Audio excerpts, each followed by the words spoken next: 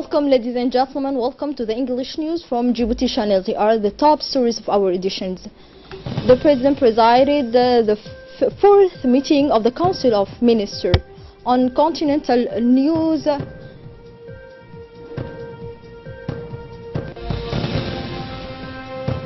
Americans have started voting to design their MS and their senators. That were our top stories, and now let's get to the details. Under the presidency of the head of state, Prime Minister Mr. Ismail Margele held today the 14th meeting of the Council of Ministers, where 6 items of the agenda were discussed. The Minister of Higher Education first made a report to the Council of the academic year 2018-2019, indicating that the 3,345 students have joined this year the different faculties of the University of Djibouti.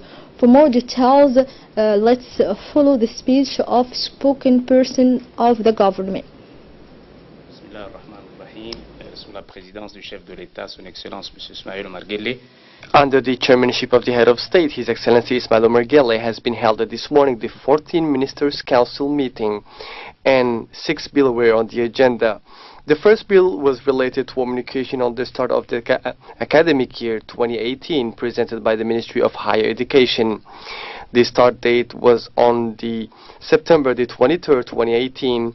The numbers of new graduates enrolled in first year at the university has been 3,354 students, with respectively 3,042 French-speaking students and 312 Arabic-speaking students.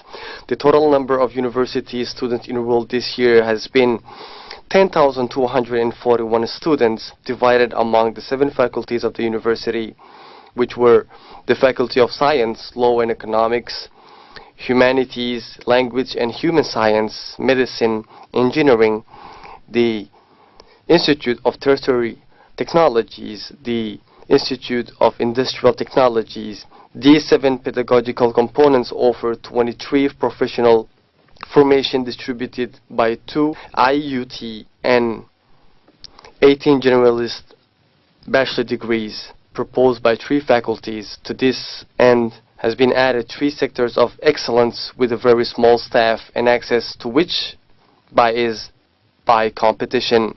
It is the faculties of engineering and the faculties of medicine, the faculties of law and economic management. The second bill was a communication on the development of renewable energy presented by the Ministry of Energy and Natural Resources. In its energy policy, our country has committed to an energy transition program, to which from 10% thermal energy to renewable energy sources by 2020. Indeed, the combined potential of the countries are estimated at over 1,000 megawatts and mainly revolve around geothermal energy, wind power and solar energy. Added to this, an excellent title, interconnection with Ethiopia, has reduced the import of fuel oil since 2012. However, the household and transport sector have led to an increase in the consumptions of other petroleum products such as diesel and kerosene. In Djibouti, access to energy is an important challenge for the development of the country. In the rural area, 3 villages are powered by mini solar plants. These are Ali Adde, Adailu and Asaila. Energy efficiency remain an area with many shortcomings. The energy loss occurring in the summer period, or the air condition is poorly used and poorly managed. Other villages such as Sankal, Korabus, Karta and Omar Jaga, later to name but a few, are equipped with individual solar kits. The third bill is related to a bill to amend the financing agreement for the project on the road to zero child growth delay in Djibouti. The loan agreement with the International Development Association is an amount of 2,500 million Djibouti francs. The fundings will help reduce stunting among children under 5 by improving health and nutrition services. Throughout the implementation of the project, a National Nutrition Council will be set up to ensure the highest level of coordination and decision-making on multi-sectoral actions in order to tackle the different issues related to malnutrition.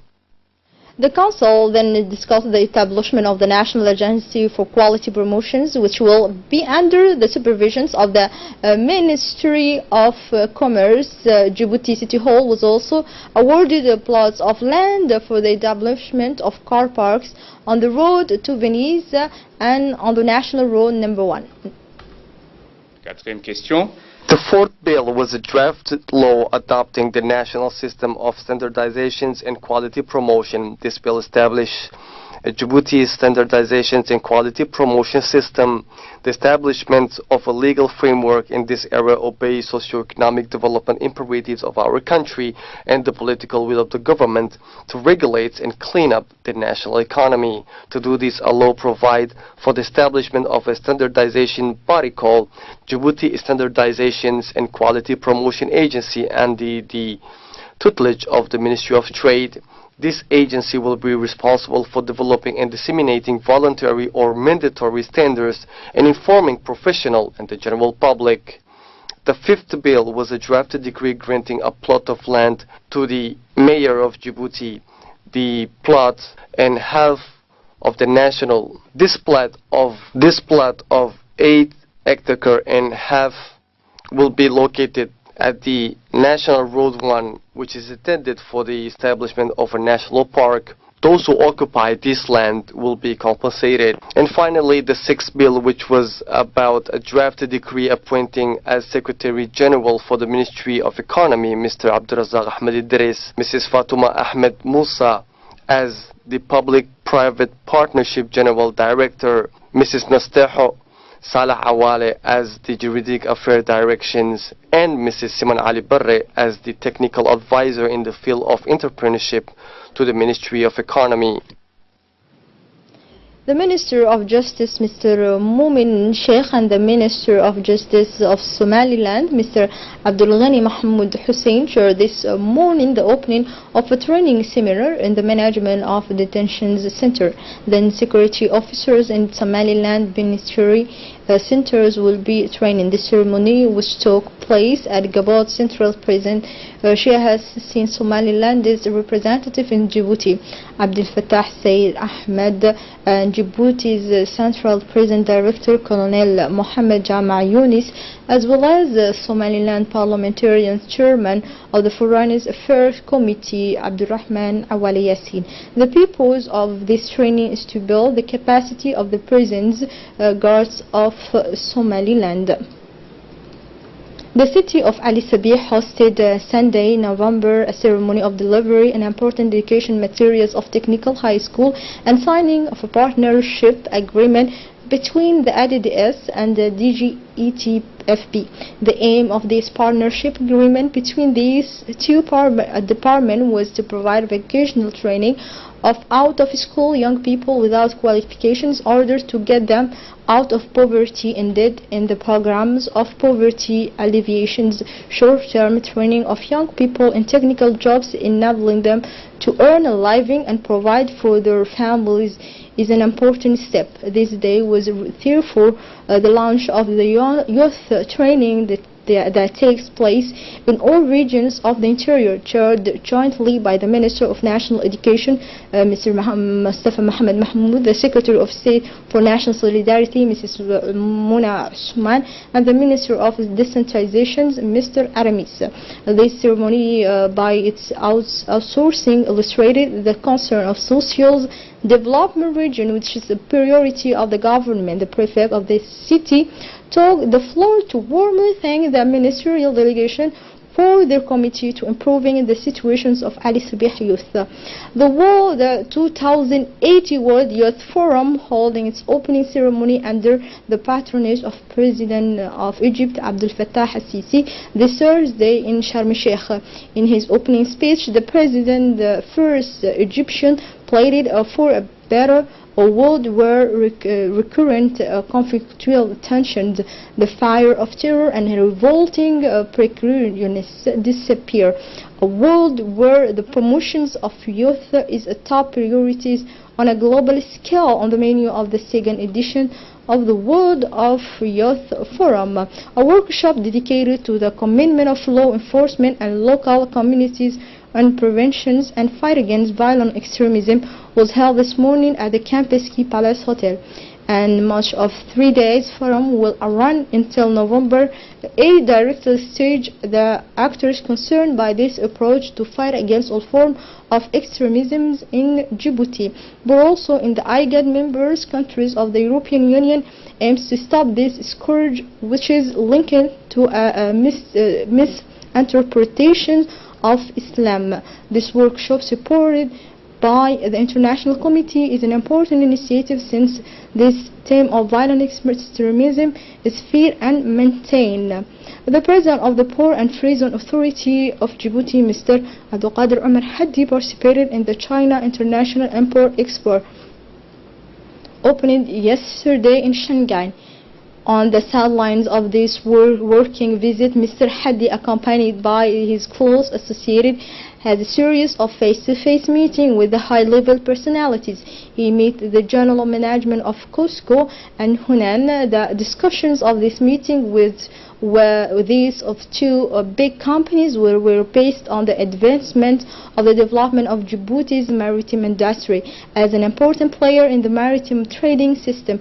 In addition, the discussions focused on the use of air of Djibouti as an air hub of cargo between China and Africa. Mr. Ali Soubani Ataya, to concur the post of Secretary General of the African Parliamentarian Union, the former university professors and member of the National Assembly, Mr. Ali Soubani Ataya, is 43 years old, to concur the post of Secretary General of African Parliamentarian Union, the Continental Inter-Parliamentarian Organization, created February 30, 1976 in Abidjan, report the ADA. After having climbed all the ranks within the ruling party, the Popular Rally of Progress, Mr. Ali Soubani Ataya was elected to the Parliament of Djibouti in 2008, and all at only 32 years old. And now let's move to the continental news. In the USA, crucial days for the political future of the United States. More than 200 million Americans are being called to ballot on Tuesday. For more details, let's follow this report. Trump spent the last day before the midterm election on a three-state visit that calls out a campaign built on fear, division, nationalism, and racial animosity. National Democrats have framed the Florida governor's race as referendum on the party's future victory in such a significant term. A swing state could provide some much-needed answers for 2020. Republicans are optimistic about keeping control of the Senate, but alien voting numbers are giving Democrats hope that they can wrest control by winning territories in Arizona, Nevada, and in Texas. Here we arrive at the end of this news edition. Thank you for watching us. Have a nice and great night. Goodbye.